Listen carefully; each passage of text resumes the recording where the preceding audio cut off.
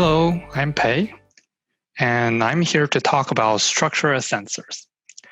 It's this idea where we're trying to use the structure itself to sense the people within, to sense the structure, and to sense things around it. And to do that, we're going to tell you about small data learning to understand this physical world. Okay, so let's get started.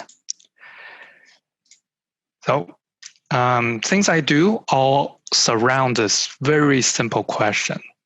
How do we understand the physical world? The key thing is understand. And to do that, prior works, including our works, has focused a lot on these kind of large-scale sensing applications.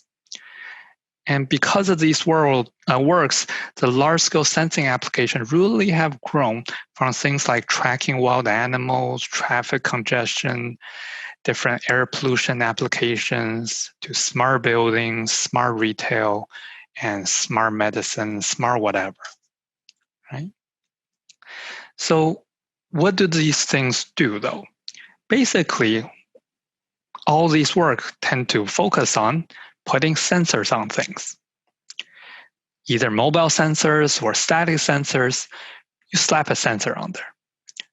Put the things on the human or the car, you call that a mobile sensor, you sense the environment everywhere, or sense the people. And for the sensors on the building, you call them static sensors and hope they work and last forever. Right?